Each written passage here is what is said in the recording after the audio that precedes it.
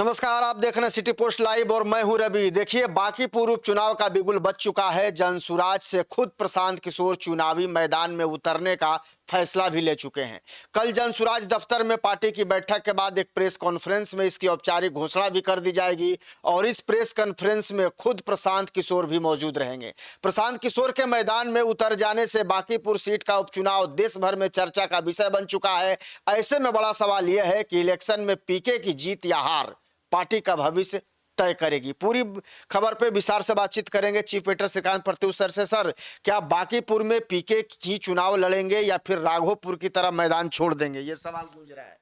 जनसुराज ने प्रशांत किशोर को चुनाव लड़ाने का फैसला ले लिया है।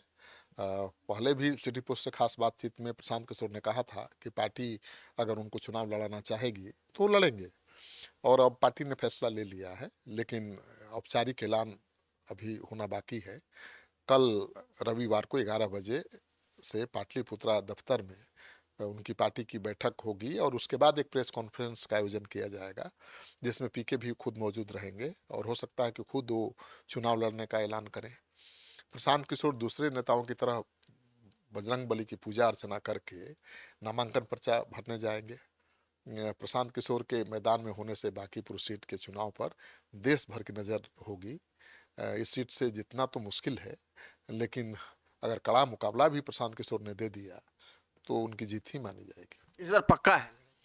बिल्कुल। पिछली बार तो राघोपुर से लड़ने का ऐलान किया था और पीछे हट गए थे, लेकिन इस बार ये खबर पक्की है कि वो लड़ने वाले हैं।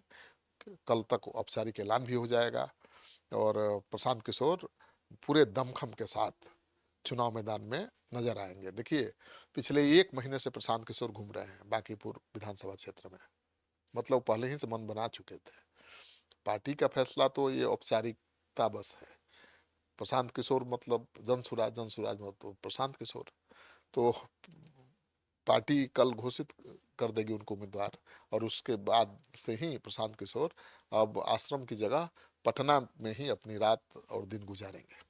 सर, विपक्ष तो सरकार के प्रश्न गुलबंद होते ही रहा है, लेकिन इस बार एक सवाल गूंज रहा है कि क्या पीके का समर्थन करने की जो कांग्रेस की मांग है वो तेजस्वी यादव मान लेंगे क्या? थोड़ा मुश्किल लग रहा है। बांकीपुर सीट पटना के शहरी इलाके में आती है। यहाँ कायस्थ और व्यापारी वर्ग के मतदाता बीजेपी के सबसे बड़े मजबूत समर्थक माने जाते हैं। नीतीश कुमार के हटने के बाद अप्रैल में सम्राट चौधरी बिहार के नए मुख्यमंत्री बने हैं। मुख्यमंत्री बनने के बाद सम्राट चौधरी के लिए यह पहली बड़ी चुनावी परीक्षा भी होगी।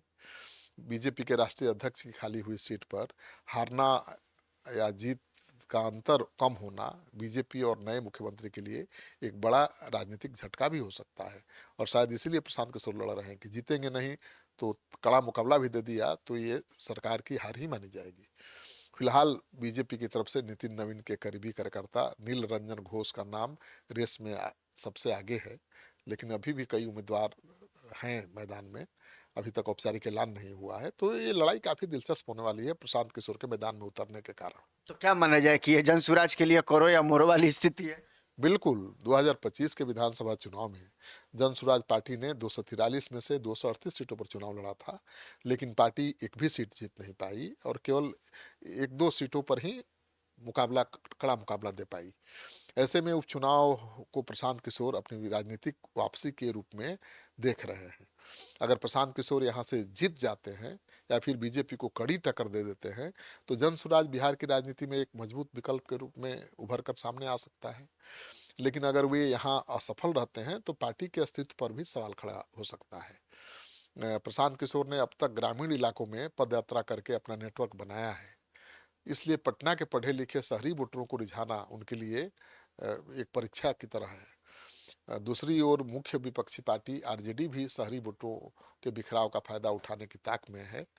हालांकि उसने अभी तक अपने पत्ते नहीं खोले हैं, लेकिन इस बात की बहुत कम उम्मीद है कि तेजस्वी यादव कांग्रेस पार्टी के नेताओं की इस मांग को मानेंगे कि विपक्ष एकजुट होकर प्रशांत किशोर के साथ खड़ा हो ताकि बीजेपी को हराया जा सके, क्योंकि कांग्रेस आरजेडी पिछले 30 साल से आजमा रही है, कभी उनको जीत मिली नहीं, और ये जीत तभी हो सकती है जब पूरा विपक्ष एकजुट हो। और प्रशांत किशोर का अपनी पहचान है अलग, वो सेलिब्रिटी भी है, और उनके पीछे आरजेडी कांग्रेस खड़ी हो जाए, वाम दल खड़े हो जाए, तो लड़ाई तो मुश्किल हो ही सकती है बीजेपी के लिए। बिल्कुल। तो सर ये बांकीपुर की सीट खाली क्यों हुई और इसका मुकाबला अब दिलचस्प क्यों बनता जा रहा है? देखिए, यह सीट बीजेपी के नेता नितिन नवीन के इस्तीफे के बाद खाली हुई है। नितिन नवीन राष्ट्रीय अध्यक्ष बनने के बाद अब राज्यसभा जा चुके हैं। नितिन नवीन को जेपी नड्डा के बाद बीजेपी का राष्ट्रीय अध्यक्ष बनाया गया था। इसके बाद से राज्यसभा के लिए चुने गए और विधानसभा सदस्यता से इस्तीफा दे दिया है उन्होंने। बांकीपुर सीट पर 1995 से बीजेपी का ही कब्जा रहा है। पहले यहाँ से नितिन नवीन के पिता नवीन किशोर सिन्हा चुनाव लड़ते थे और बाद में नितिन नवीन खुद यहाँ से लगातार जीतते रहे। जन सुराज के प्रदेश अध्यक्ष मनोज भारती के अनुसार जन सुराज 5 जुलाई को यानी कल अपनी कोर कमेटी की बैठक के बाद प्रशांत किशोर के नाम का आधिकारिक ऐलान करेगी। भारती का कहना है कि बांकीपुर के लोग बीजेपी के कुशासन से परेशान हैं और वो चाहते हैं कि प्रशांत किशोर खुद यहाँ से चुनाव लड़े। पार्टी के कार्यकर्ता भी यही मांग कर रहे हैं और प्रशांत किशोर इस लड़ाई को बड़ा बनाना चाहते हैं। वो कह रहे हैं कि ये सम्राट चौधरी के नाम पर रेफरेंडम होगा कि वो उनको मुख्यमंत्री रहना चाहिए या नहीं। वो कह रहे हैं कि भरत इनकाउंटर पर रेफरेंडम होगा कि वो सही था या गलत। तो चारों तरफ से वो घेरने की कोशिश कर रहे हैं सरकार को, आर पार की लड़ाई बना दी। बिल्कुल। लेकिन अब किस हद तक कामयाब होंगे? माहौल तो बना ही देते हैं। बिहार चुनाव में भी माहौल बना दिया था, लेकिन हाथ तो कुछ लगा नहीं। अब पटना के मतदाता कितना उनका साथ देते हैं, क्योंकि एक सीट पर हार जीत से कुछ बदलने वाला तो है नहीं, लेकिन प्रशांत किशोर का बहुत कुछ बदल जाएगा। बीजेपी का क्या होने वाला है? एक सीट हार भी जाए तो सरकार की सेहत पर कोई असर पड़ेगा, लेकिन प्रशांत किशोर का कद बढ़ जाएगा। मतलब दोनों हाथ में उनके मलाई है। हाँ, वो नहीं जीतेंगे तभी मलाई है, हारेंगे तो समझिए कि खटाई है।